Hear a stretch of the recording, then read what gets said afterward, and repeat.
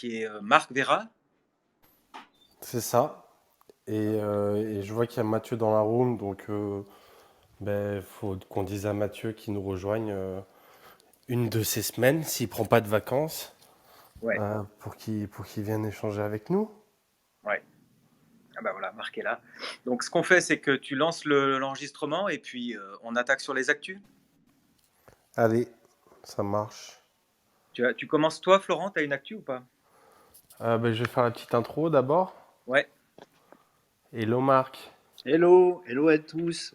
Alors ça a changé, c'est plus l'art et les NFT, c'est l'art du NFT. c'est ouais, ça. On a évolué. ça évolue. Ça évolue, ouais. C'est Ok, beau, non? bonjour à tous, bienvenue pour ce nouvel épisode de l'art du NFT avec Benjamin et moi-même, Florent. Nous sommes vos hôtes et chaque semaine on reçoit des invités de marque. Et c'est le cas de le dire puisque cette semaine on a Ça a coupé. fausse manip. Je vais le refaire, désolé. Bonjour à tous, bienvenue pour ce nouvel épisode de l'art du NFT. Je suis avec Benjamin et comme tous les mardis à 18h sur Clubhouse, on anime la room l'art du NFT. Et aujourd'hui on reçoit Marc. Donc on va parler un petit peu de l'histoire de l'art du digital, de l'art numérique.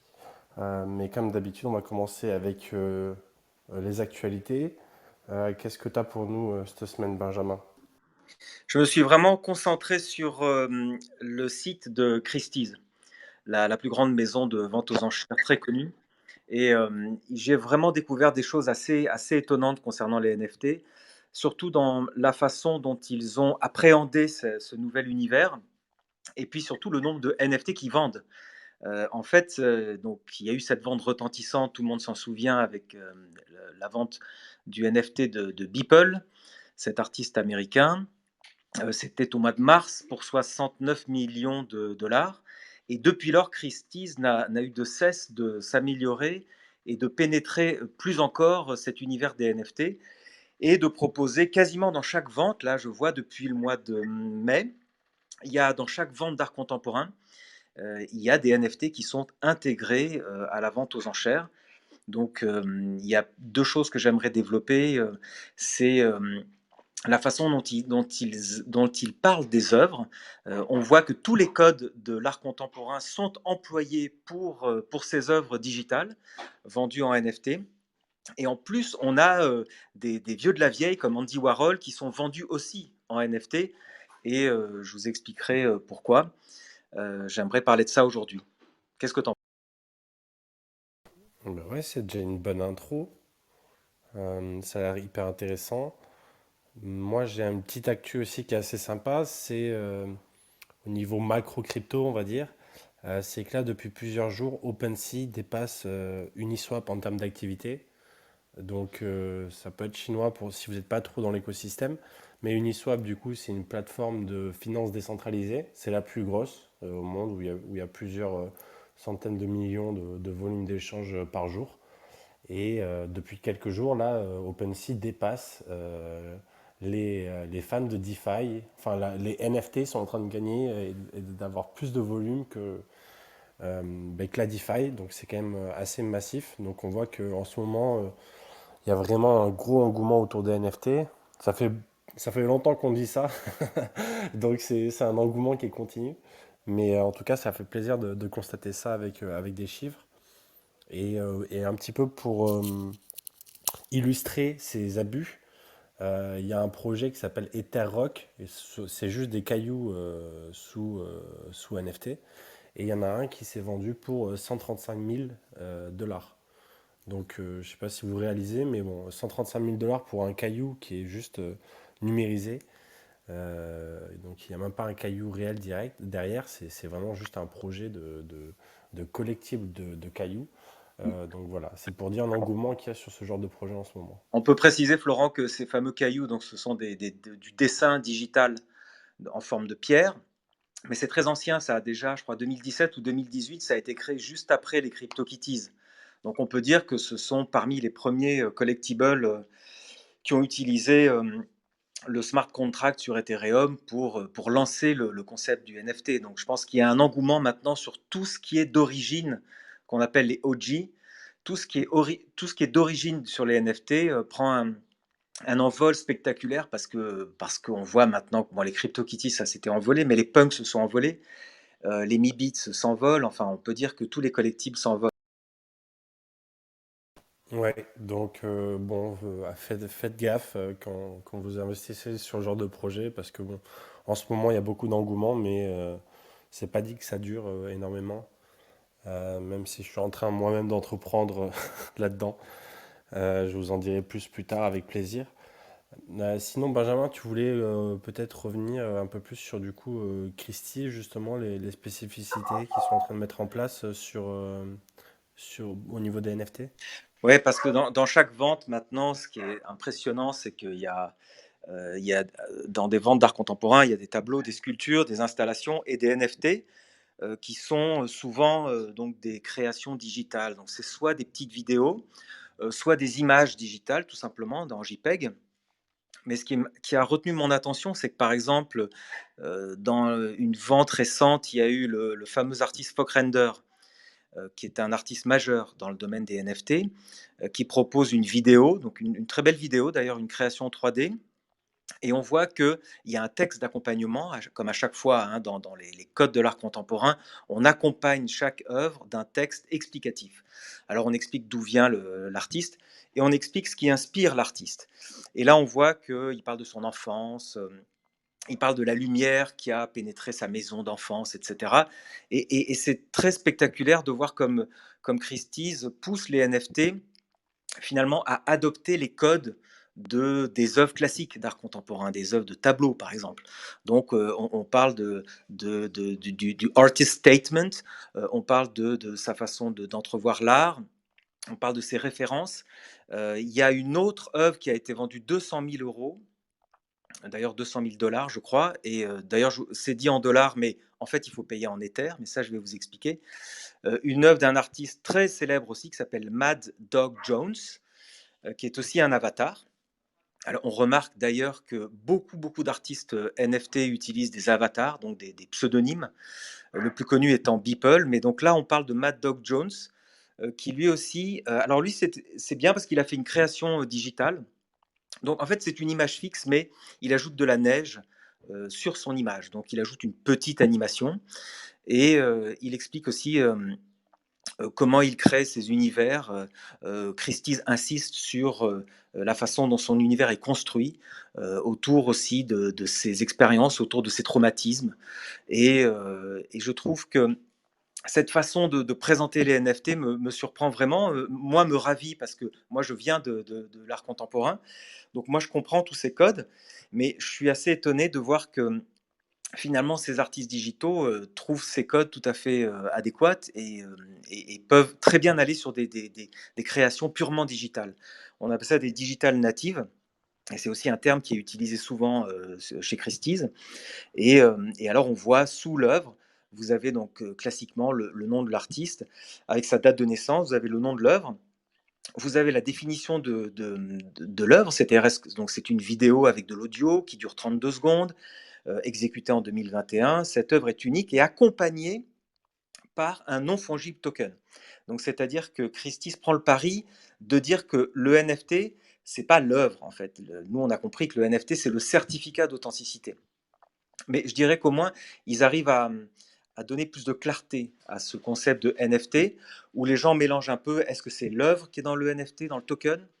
Est-ce que c'est le prix? Est-ce que c'est tout ça? Donc, c'est un ensemble d'éléments, mais Christie's explique bien que c'est le certificat d'authenticité qui est un non-fungible token. Et alors, ce qui est aussi intéressant, c'est que vous avez le numéro du token. Donc, sur chaque œuvre, vous avez token numéro, on connaît les adresses Ethereum, hein, tu commences toujours par 0x, FC1, donc toute une série alphanumérique de chiffres et de lettres. Donc c'est le code du token sur la blockchain. Et vous avez le numéro de wallet aussi, donc l'adresse du wallet sur lequel est placé le token.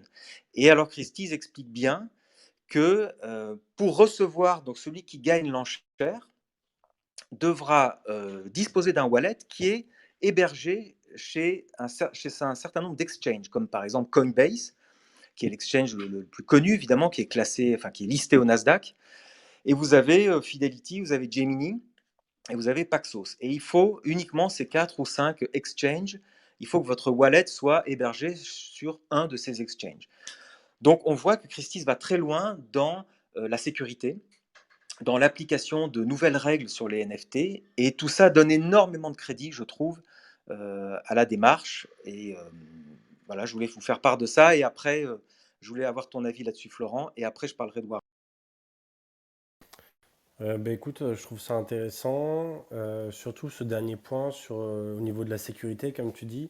Donc du coup, si je comprends bien, ils permettent pas n'importe qui avec un MetaMask de participer ou de pouvoir acquérir ses œuvres. Il faut vraiment que tu sois sur une de ces plateformes centralisées qui du coup font le fameux KYC, Know Your Customers, et sont capables d'avoir l'identité assurément en fait de la personne. Je présume, pour éviter d'avoir des problèmes derrière avec au niveau de la loi antiterroriste et blanchiment d'argent, c'est ça? Oui, effectivement, ça m'avait frappé, ça. Je me suis dit, Coinbase, enfin, les 4 plus grands exchanges sont des exchanges qui demandent la carte d'identité, qui demandent des preuves comment, des preuves de domicile. Donc, moi-même, enfin, tous ceux qui ont ouvert dans des exchanges, vous savez qu'on vous demande une carte d'identité, un passeport, qu'on vous demande une preuve d'adresse, donc pour savoir où vous êtes résident. Et bien sûr, tout ça fait partie d'une chaîne de confiance. C'est très important dans les NFT, ce qui est fondamental, c'est la chaîne de confiance. Parce que la blockchain, c'est un des éléments de la confiance. Mais évidemment, Christie's en rajoute des couches. En disant non seulement nous, on est Christie's, on est la maison la plus célèbre de vente aux enchères, mais en plus, c'est des smart contracts, donc c'est des NFT sur Ethereum. Et en plus, il faut que votre wallet soit dans un exchange majeur. Et en plus, tout ça est vérifié, etc., etc. Donc on comprend bien que le NFT, c'est très nouveau, mais les acheteurs de Christie's, qui sont parfois totalement novices dans cette technologie, même peut-être parfois ignorants de cette technologie, peuvent acheter des NFT en toute confiance.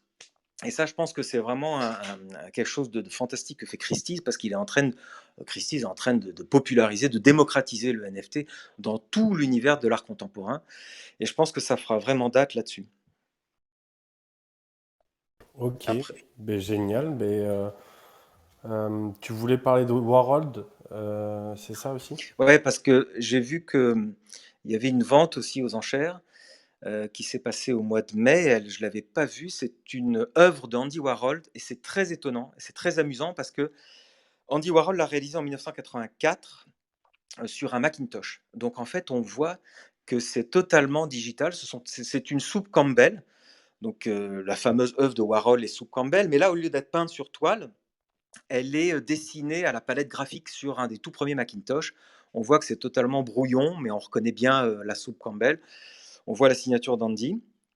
Et alors, cette œuvre donc digitale par un artiste classique de l'art contemporain est vendue en NFT.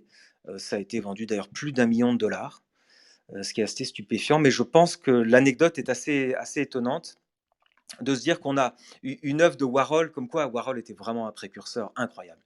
Parce que lui avait imaginé en fait la valeur des œuvres digitales. Et lui, quand on lui a mis un Macintosh dans les mains, tout de suite il a dit mais je vais faire une œuvre, je vais dessiner une soupe Campbell, bien sûr.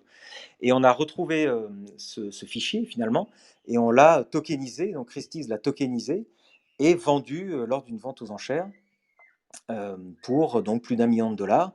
Et je trouve cette anecdote très amusante. Alors je vais regarder s'il y a d'autres Warhol dans ce domaine-là. Mais je sais que j'ai vu aussi plein d'artistes maintenant. Il y a des Murakami, il y a des Koons, il y a pas mal d'artistes, notamment de la galerie Perrotin aussi. Il faut remarquer qu'il y a beaucoup d'artistes de la galerie Perrotin qui investissent les NFT. Je pense que ça ne m'étonne pas non plus. C'est une galerie qui est assez à l'avant-garde, je dirais, parce que chez Perrotin, ils font des viewing rooms en 3D, donc ils font des visites 3D de leur galerie depuis déjà plusieurs années. Le site web est très performant, les newsletters, ils sont très actifs dans le digital, on va dire. Donc évidemment, ils se sont emparés du domaine des NFT, et il y a beaucoup de leurs artistes qui sont, même sur Nifty Gateway, je cherche cet artiste américain qui fait des sculptures et qui en a vendu sur Nifty Gateway. Bon, le nom va me revenir tout à l'heure, mais je pense que c'est vraiment notable ce qu'est en train de faire Christie's. Et c'était assez étonnant. D'ailleurs, je remarque que c'est une maison de vente aux enchères qui fait ces efforts-là et non pas les galeries. Et ça fait longtemps, et je pense que Marc Vera, qui est avec nous, le sait, ça fait longtemps que les maisons de vente aux enchères aimeraient prendre la place des galeries. C'est-à-dire que les maisons de vente commencent à contacter les artistes en direct, alors qu'avant, les maisons de vente, c'était du second marché, c'est-à-dire que l'artiste ne se vendait qu'en galerie. Et ensuite, des années après, c'était vendu chez Christie's. Mais là, maintenant, Christie's prend les devants et va voir directement les artistes pour leur dire, on est en train de monter une belle vente, venez avec nous et vous empocherez l'argent directement. Et en fait, ils bypassent les galeries comme ça. Donc les galeries sont en grand danger, un double danger, le danger de la digitalisation, le danger des NFT, qui place l'artiste en direct avec son collectionneur, et le danger des maisons de vente aux enchères qui sont en train de prendre le pas sur les galeries au niveau de cette technologie. Et les plateformes de tokenisation aussi, qui ont quelque part un peu le rôle de galerie certaines, vu qu'elles filtrent aussi le travail. Oui, oui, les plateformes, tu as tout à fait raison. Donc ils se font attaquer un peu de tous les côtés, c'est assez marrant à voir.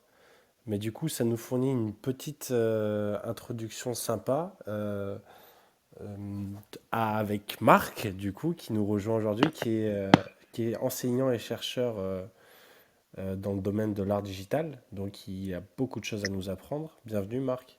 Oui, alors je suis très content de vous revoir, Florent et Benjamin, qui sont vraiment le tandem à l'origine de cette histoire incroyable autour des NFT en français. Alors tout de suite, on va attaquer très très fort sur la collection Sans Notion, et on a la chance ce soir, parce que j'ai pu donc les prévenir à temps, d'avoir avec nous Mathieu, et je vais vous demander de le faire monter aussi sur scène, et puis Ghislaine Azémar qui est en dessous, et qui est à l'origine de la collection Sans Notion, et qui va nous présenter un petit peu pourquoi cette collection elle est née, et comment elle est née, et dans quel but. Et donc ça va être extra, parce qu'on va avoir un récapitulatif très très rapide finalement de pourquoi et comment ça marche, quoi. Oui, donc on parle bien, Marc, d'un livre que j'ai qui Attends. s'appelle Sans notion pour l'art numérique. Oui. Et c'est au sein d'une collection. Et dans cet ouvrage qu'on trouve online d'ailleurs, qui est très intéressant, il y a tout un tas d'intervenants. Je crois qu'il y a une trentaine de personnes qui écrivent sur la façon dont les créateurs se sont emparés des ordinateurs et du digital pour créer des œuvres d'inspiration très différentes. Ça peut être des œuvres sonores, ça peut être visuel évidemment, mais ça peut être aussi ça peut être sensoriel, etc. Ça peut être algorithmique. Et donc, pour revenir là-dessus, parce que c'est Ghislaine Azémar qui dirige l'ensemble de la collection, et elle va nous présenter un petit peu le pourquoi elle commande cette histoire. Et puis, je vous remercie encore d'avoir participé au prochain livre, hein, qui va être Territoire et numérique, et puis dont on attend la sortie avec une fringale assumée. Mais voilà, je laisse parler Ghislaine un petit peu pour qu'elle se présente. Et puis, ça me fait très plaisir qu'elle soit là avec nous ce soir. Et puis bien sûr Mathieu qui est aussi à l'origine de la collection. Oui, merci. Bonjour, bonjour à tous. Je suis vraiment ravie de venir avec vous aujourd'hui pour dire quelques mots de la collection Sans Notion. Effectivement, c'était vraiment l'objectif de créer un ouvrage collectif, un ouvrage qui soit à la fois scientifique, donc avec tous les critères académiques qui sont attendus, mais en même temps ouverts aux professionnels de champs d'activité émergents, et bien sûr aussi des artistes. Donc Marc nous a fait l'honneur de pouvoir fédérer, je sais pas, peut-être une trentaine ou même davantage de collègues scientifiques et de collègues artistes autour de art et numérique, et sans doute effectivement que autour des NFT qui émergent avec la complexité que vous avez commencé d'ailleurs à définir, hein, je pense que ça mériterait effectivement de pouvoir y travailler de cette manière, parce que la collection Sans Notion, c'était avant tout l'idée de faire une édition hybride, hein, à la fois livre avec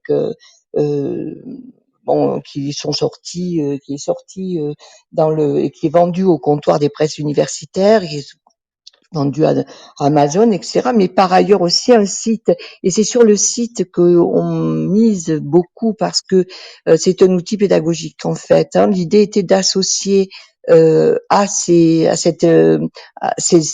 actualités émergentes le plus possible de jeunes futurs acteurs, donc les étudiants, parce que je suis professeur émérite maintenant d'université, mais pendant une vingtaine d'années, j'ai travaillé dans un master création et édition numérique. J'ai participé au plan d'investissement d'avenir sur des programmes qu'on appelle les programmes de formation d'excellence, les IDEFI, les initiatives d'excellence en formation innovante. Et je considère que ces outils sont complètement indispensables. C'est-à-dire cette idée d'avoir sur des champs émergents à la fois des professionnels, hein, mais que ce soit donc des professionnels du numérique, informaticiens, que ce soit des gens qui font des expérimentations, que ce soit des graphistes qui puissent parler des interfaces, des artistes qui souvent sont les pionniers dans ces champs d'activité. Bon, et puis aussi bien sûr une approche théorique. Tout ça s'articule, s'interfère, se ricoche, parce qu'au fond, l'important, c'est de construire, d'aider les étudiants aussi à se construire des points de vue, c'est de avoir un sens de la veille complètement aigu, et ça aussi, en vous écoutant, je me régalais parce que je vois à quel point, vous faites un point d'actualité, ça me paraît complètement et totalement central. Hein. Quelquefois, les universitaires n'ont pas ce réflexe, ils vivent de textes théoriques antérieurs, et dans le champ des sciences sociales et des sciences, on pourrait dire encore plus des sciences de l'information et de la communication, il est complètement impératif d'être aux aguets de tout ce qui est en train de se déplacer en termes de comment dire de champ théorique, mais aussi de champ économique, de champ technologique. Donc moi qui suis, comme je vous l'ai dit, émérite, donc je me sens une sorte de dinosaure des toujours nouvelles technologies, et j'ai vu à quel point il était déterminant de ne pas rater les mutations qui étaient en train d'émerger. Et à ce titre-là, je remercie Marc, je remercie Mathieu de m'avoir vraiment un petit peu, je dirais, forcé la main sur ces questions de blockchain, parce elles me restent un peu cryptiques. Hein. Vous aviez des tas de références qui n'étaient pas forcément spontanément les miennes, et je crois que paradoxalement, ma génération, bien sûr, ceux qui ne sont pas au cœur de ces mutations, je dirais économiques ou technologiques, avec des profits à faire, hein, parce que je crois que certains sont très stimulés par cette dimension-là, mais ceux qui ont l'intention de comprendre mieux ce qu'il en est des usages, ce que ça va faire, ce que ça va changer profondément dans notre manière d'être les uns avec les autres, d'être dans le rapport à l'art, d'être dans le rapport aux nouveaux acteurs finalement. Tout ça me paraît important que ce soit dit aussi aux jeunes, c'est-à-dire aux jeunes générations qui aujourd'hui, sont pas forcément encore complètement sensibles ni à la blockchain, ni à votre manière de raisonner. Donc un sans notion qui serait ouvert comme nous le faisons pour les autres sans notion, parce que nous avons déjà sorti combien 5-6 livres, et Marc parlait du dernier livre sur territoire numérique qu'on attend impatiemment, et qui lui s'adresse aussi aux élus, par exemple, et qui sont partenaires de ces développements territoriaux. Bon, là, je pense que sur les NFT, ce serait vraiment génial de pouvoir fédérer vos collectifs déjà existants, et puis voir comment on peut justement avoir une couche, un socle de valeurs, je dirais humaniste, qui pourrait euh, permettre aux personnes qui abordent ce nouveau champ d'activité, de le comprendre et de se forger un point de vue. Voilà. Donc, je n'ai sans doute pas bien raconté ce qu'était la collection des 100 notions. Mathieu va compléter, parce qu'en fait, c'est une maison d'édition qui le porte, c'est les éditions d'Immatériel. Ça s'inscrit dans une sorte enfin, une structure antérieure qui s'appelle le centre Möbius, hein, puisque le centre Möbius, déjà dans les années 90, travaillait sur les valeurs pour les CD-ROM, etc. Hein. Là, on était dans ce champ-là. Donc, on s'est dit que la maison d'édition pouvait très bien se retrouver dans ces perspectives, hein, on va dire un petit peu éthiques. Hein. Et Voilà, donc Oui, je pense que oui, Mathieu va être infiniment plus concret en tant que juriste. merci Moi, je beaucoup, Gisèle. suis quelqu'un des sciences humaines et sociales. je Donc, te coupe. voilà. Donc, en tout cas, merci de m'avoir donné la parole. Et puis, ben, j'espère que, voilà, un nouveau numéro de notre collection portera sur les NFT. Ouais, alors tu as vendu un peu le scoop qu'on voulait raconter avec Mathieu ce soir, mais Ghislaine, tu as oublié de dire quand même que ce qui était intéressant aussi avec cette collection, c'est qu'elle était ouverte à l'international. Donc l'idée, c'est aussi de la traduire dans plusieurs langues, et en particulier ce qui nous semble pour nous tous les 4 langues les plus importantes, c'est-à-dire l'anglais, le chinois, l'espagnol, et puis bien sûr donc l'original en français, et qui était déjà une idée fondamentale de Mobius International. Et puis tu as oublié de dire aussi quand même que tu avais été vice-présidente pour le numérique de l'Université Paris 8 et que tu étais toujours titulaire de la chaire UNESCO ITEN qui va travailler aussi avec ces questions et qui va continuer aussi à travailler avec la collection Sans Notion. Et donc voilà, je voulais juste rajouter ça par rapport à ce que tu as dit. Et donc je vais laisser après la parole à Mathieu. Voilà, peut-être à Benjamin ou Florence si vous avez des questions. Juste, ben, merci beaucoup Ghislaine pour ce beau témoignage. Effectivement, c'est toujours intéressant d'échanger avec les universitaires parce que c'est quand même eux qui forment les générations de demain. Et donc, c'est important que tout le monde saisisse bien les enjeux. Et je pense qu'effectivement, pour un sans notion qui traite des NFT, il faudra impérativement euh, les mettre sous NFT, j'ai envie de dire. Mais je pense que peut-être que Mathieu, justement, voulait partager ce genre d'idée avec nous. Salut Mathieu. Salut. Bah ouais ouais non on y travaille un peu, ça nous amuse d'essayer d'aller vers ça, d'autant Ça plus nous que excite. Marc avait fait un sans notion sur l'ère numérique il y a déjà quelques années. Et c'est vrai que ça s'inscrit bien dans la continuité. Il y avait eu aussi un bouquin sur le cross-média, donc sur les aspects un peu marketing, les nouvelles formes de marketing. Et finalement, un bouquin sur les NFT, un peu au croisement des différentes problématiques qui sont portées par la maison d'édition et spécifiquement par cette collection. Et c'est vrai qu'en plus, dans le domaine de la blockchain, tous les termes se réinventent. Les notions sont faites pour évoluer aussi dans cet écosystème. Donc ça peut être tout à fait intéressant de discuter sur l'émergence de nouveaux concepts, de notions qui sont aussi partagées par les acteurs de cet écosystème, ces communautés qui apparaissent. Donc je pense que c'est un terreau assez fertile et en plus bon, l'idée aussi des 100 notions, c'était de permettre un caractère évolutif en fait de la notion internationale avec des multiples points de vue et les bouquins sans notion en fait sont déjà en accès libre en fait. L'idée c'est vraiment d'avoir en fait le contenu en libre accès avec une approche vraiment Creative Commons. C'est vrai qu'avec les NFT, on a en fait un modèle un peu alternatif qui se propose, avec cette idée aussi de collectible, d'aspect un peu premium ajouté, d'expérience qui peut être collectionnée sous forme de NFT avec un élément qui peut être conservé par un certain nombre soit de mécènes, soit de personnes qui souhaitent conserver une notion en rajoutant un sponsoring sur la notion. Enfin, on peut avoir énormément d'idées. Moi, je vois quand même un certain nombre de clients aussi dans mes activités d'avocat autour de ces activités de NFT dans le marketing, et ça donne plein d'idées assez marrantes pour de l'édition.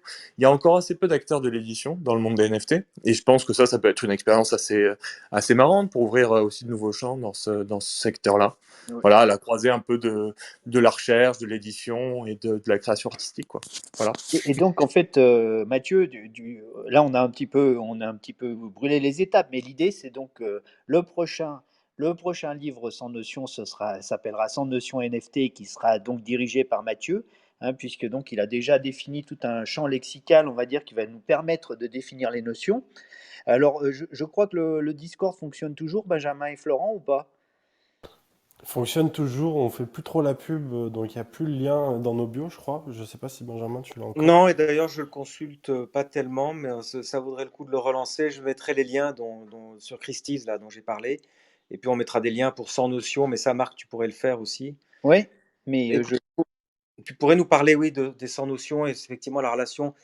Pas tellement, alors les NFT évidemment, mais dans les NFT, il y a beaucoup d'art digital, art 3D, et c'est des choses que finalement, en lisant ton bouquin, on s'aperçoit que ça fait déjà très longtemps, ça fait 20 ou 30 ans que beaucoup de créateurs font des choses avec de la 3D, avec des outils informatiques rudimentaires à l'époque, mais déjà assez créatifs en fait. Oui, alors ça, c'est assez intéressant parce que c'est juste pour rappeler donc, que tu avais présenté un article de Nicolas Bourriaud qui s'étonnait tout d'un coup de cette espèce d'engouement comme ça et qui disait qu'il y avait depuis très longtemps des contrats qui étaient associés aux œuvres, etc. Alors ça, évidemment que ça existait auparavant, mais vraiment la révolution technologique grâce aux NFT, c'est que tout ça est complètement décentralisé, hein. On vous l'avait déjà bien rappelé dans les rooms qu'on faisait autour des NFT. C'est-à-dire qu'en fait, tout d'un coup, il y a une espèce de court-circuitage fabuleux entre les décideurs, les annonceurs, les vendeurs, les artistes, etc. Et tout ça fait complètement c'est une micro-révolution, on va dire, dans l'art en général, et en particulier dans l'art numérique, parce que l'art numérique était complètement quelque chose de laissé à l'abandon, du fait même de sa multiplicité numérique, hein. Donc le problème du numérique était en lui-même le fait qu'il soit numérique et donc reproductible à l'infini. Et à partir du moment où on l'associe à quelque chose qui lui fait prendre une valeur unique, hein, tu as parlé tout à l'heure des dessins de Warhol, c'est pas étonnant qu'ils ressortent maintenant parce qu'en fait personne s'intéressait du tout à ce que faisait Andy Warhol sur les premiers Macintosh, d'ailleurs avec Debbie Harry de Blondie. Et donc ça n'intéressait absolument personne. Et ça ressort maintenant parce que ça peut prendre une valeur, non seulement une valeur historique, hein, puisque évidemment c'est génial que Andy Warhol se soit emparé de l'ordinateur, ce que je pense d'ailleurs que Marcel Duchamp l'aurait fait aussi s'il en avait eu un à disposition, mais c'est génial aussi que ces œuvres qui n'avaient aucune valeur, comme d'ailleurs plein de travaux d'Andy Warhol qui ont été critiqués, en prennent tout d'un coup grâce aux NFT et grâce à cette question de blockchain, etc. Et là, on voit bien la révolution fondamentale qui a lieu, c'est-à-dire qu'on commence à ressortir l'histoire du numérique. Et cette histoire du numérique qui est une histoire assez éphémère et c'est assez volatile aussi parce que les œuvres disparaissent rapidement, elles sont plus lisibles, elles sont sur des serveurs ou sur des disques durs qui sont presque abandonnés, on ne sait pas où ils sont. Et tout d'un coup, tout ressort parce que ça fait partie d'une histoire de l'art et ça fait partie d'une histoire où des artistes se sont déjà posé la question de la transformation numérique. Et c'est pour ça que c'est assez intéressant. Et donc, ça avait été déjà esquissé dans Sans Notion pour l'art numérique, évidemment. Mais ce qui est intéressant, c'est qu'on va remettre évidemment une nouvelle couche avec ces questions de NFT et de blockchain. Et ce que disait Mathieu, c'est que donc dans ce prochain ouvrage, on va NFTiser chaque notion. C'est-à-dire que chaque auteur de notion sera quelque part propriétaire de la notion qu'il a écrite, mais qui pourra aussi finalement la valoriser avec un sponsor, qui va participer lui-même grâce au contrat à la publication de l'ouvrage. C'est-à-dire qu'on a une espèce d'auto-fabrication, hein, tu me dis, Mathieu, si les mots, si tu as d'autres mots, etc., mais d'auto-fabrication de l'objet lui-même qui parle d'un système et qui joue lui-même avec ce système. Et donc ça va être assez incroyable parce on va expérimenter de nouvelles formes de financement et qui sont complètement collectifs, quoi, quelque part. Et donc, du coup, question par rapport à ça, désolé Mathieu si tu voulais rebondir.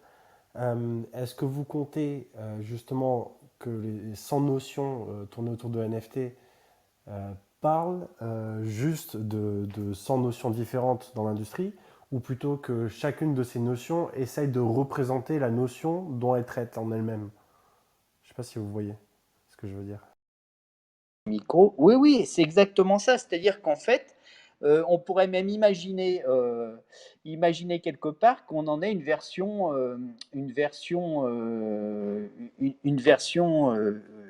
figurative. Enfin, c'est peut-être pas le mot exact, une, une version visuelle de cette notion et que cette notion, après, elle soit juste proposée, alors comme toute la collection sans notion, c'est-à-dire juste au niveau de la notion, une page, etc., avec un format très strict, mais que toutes les choses qui soient ajoutées à cette notion puissent prendre une valeur grâce au contrat. Hein, peut-être que Mathieu, tu veux rajouter là-dessus avec tout ce que tu disais tout à l'heure, mais tu es passé un petit peu vite dessus. Ouais, il y avait déjà eu un boulot en fait fait sur Sans Notion par un artiste, un illustrateur qui s'appelle John Mota, qui avait travaillé justement avec des étudiants, hein, du Master Scène sur la retranscription des notions sous forme visuelle, hein, sous forme de logo, d'iconisation, et même sur la manière justement, puisque c'est un ouvrage qui est par définition international, l'idée c'était aussi d'avoir des groupes d'étudiants de cultures aussi d'origines différentes qui pouvaient croiser en fait les représentations graphiques issues un peu de leur culture respective pour essayer d'avoir une sorte de logo ou d'éléments qui parlent en fait aux différentes cultures, qui soient un peu universalisants, quoi. Ouais, c'est Voilà. c'est vrai que je l'ai fait aussi à Paris 13 et puis à l'université de Savoie. Et donc, il y a plusieurs vidéos qui sont sur ma chaîne et qui traduisent visuellement finalement ce que semblent dire les notions. Et ça, c'est vraiment important, c'est-à-dire qu'on peut avoir pour la même notion plein de traductions visuelles. Et là, ça va faire partie complètement de l'histoire. Je vois Ghislaine qui revient, peut-être que tu veux rajouter des choses. Une maîtrise encore très relative du système. Mais effectivement, je voulais ajouter que nous avions fait, d'ailleurs à l'initiative de Mathieu, un gros séminaire sur la blockchain à l'UNESCO et nous avions demandé à John d'iconiser les notions. Il y en a une cinquantaine sur la blockchain qui avait été faite. Donc, il a fait un gros travail d'iconisation parce que ça doit faire aussi l'objet de sa thèse, hein, je pense. Voilà. Donc, je crois qu'il serait ravi de participer. Il y a une dimension que on n'a pas formulée, mais qui est importante, qui est un peu constitutive de la plateforme, c'est que le livre est un livre qui s'actualise et auquel on peut apporter plusieurs types de contributions, hein. C'est-à-dire que moi, j'avoue que quand j'ai eu envie de faire ce sans notion, c'est parce que j'avais beaucoup d'étudiants qui venaient de différents pays, hein, d'Europe, mais aussi de Chine ou d'Amérique latine, et qui étaient prêts à apporter des expérimentations sur des notions, qui étaient prêts à montrer leur manière de le représenter différemment finalement que un étudiant français en sciences de l'information et communication l'aurait fait. Et c'était fondamental qu'ils puissent apporter leur contribution. Donc, dans le site de Sans Notion, d'ailleurs, qui est en train d'être refait, hein, puisqu'on veut le rendre encore plus contemporain, hein, d'une certaine manière, et surtout faire en sorte qu'il soit approprié. En fait, cette idée de contribution, elle est centrale. C'est-à-dire, certains peuvent y mettre leur thèse, hein, si une notion, renvoie à quelque chose de très déjà terriblement confirmé au niveau théorique, mais aussi il peut y avoir des expérimentations, il peut y avoir des exemples qui sont complètement eux aussi qui permettent à différentes sensibilités, même je dirais même type d'intelligence, d'apprécier et d'appréhender un champ. Voilà, et c'est fondamentalement l'idée, hein, c'est-à-dire que ce soit ouvert à chacun. Voilà, et que tout le monde qui vit cette contemporanéité, d'une certaine manière, se sente acteur de ce qu'il a à en dire et à en partager. Voilà. Et je pense que les étudiants et John Mota, qui est aussi enseignant chez nous à l'université Paris 8, a fait un travail considérable parce qu'il a travaillé à la fois à Paris 8, mais il travaillait aussi à l'université de Cauca en Colombie. Et il a contribué à traduire les notions en espagnol. Ça a été publié et c'est enrichi. Alors moi, ce que je souhaite effectivement, c'est que même on avait dit à un moment donné que tous les ans ou tous les 2 ans, on sortirait un livre papier, mais qui inclurait l'ensemble, enfin les contributions qui paraîtraient les plus transformantes, puisque ce sont des champs qui évoluent tellement. Je le vois sur le cross-média, hein, quand on l'a fait, je sais pas, il y a 10 ans, quoi, ou 12. Et effectivement, la chose a complètement évolué. Donc, au fond, la matrice centrale pédagogico-scientifique, c'est le site. Voilà. C'est seulement ce que je voulais ajouter. Mais du coup, ça donne très envie d'en entendre plus concrètement sur la mise en place. Je présume que vous en avez bien réfléchi tous les deux, enfin, ou même tous les trois. Enfin, moi, instinctivement, j'ai des idées qui me viennent en termes Du coup, il y a des problématiques par rapport à la gouvernance. Donc, comme tu l'évoquais, Ghislaine, comment mettre en place un système où ben, ceux qui possèdent une partie de la collection, une partie des notions, puissent décider si oui ou non un texte vaut la peine d'être enfin, remplacé. Donc ce genre enfin il y a ce genre de problématique. Il y a aussi, mais après je vois tellement de potentiel en fait, par exemple au niveau de la traduction. Je sais pas si vous suivez en ce moment du coup toute la hype qu'il y a autour des collectibles, mais justement le fait de pouvoir tirer des traits de rareté sur sur certains tokens de cette collection, ça permet de créer ben, de l'engouement et de l'excitation au moment de l'achat en fait, parce que du coup ça réanime un petit peu ces sensations d'ouvrir des cartes Pokémon ou Panini de l'époque quoi. Donc je pense qu'il y a des trucs sympas à faire justement pour jouer sur l'aspect utilitaire et euh, on va dire qui rassemble toutes les connaissances. Donc avoir un accès peut-être complet si on détient une notion, des droits de vote et avoir cet aspect de rareté sur certains NFT, je pense que ça peut être intéressant, mais voilà, c'est juste des idées comme ça qui me viennent, mais je pense que vous en avez plein d'autres. Oui, Ouais, c'est super intéressant. Ouais. t'as Ouais. raison. Ouais, pardon Mathieu, ouais, vas-y. Ouais, en fait, ouais, je suis tout à fait d'accord parce que, en fait, il y avait un élément qui était surdéterminant au moment où on a créé Sans Notion. C'était d'un petit peu proposer une alternative aussi à Wikipédia sur des notions un peu scientifiques pour avoir un point de vue finalement qui soit subjectif, qui soit celui d'un chercheur, d'une personne. Et pas finalement un point de vue qui serait une sorte de méli-mélo modéré par bah, une personne qui est sur Wikipédia toute la journée avec ses copains et qui finalement arrive à une sorte d'objectivité un petit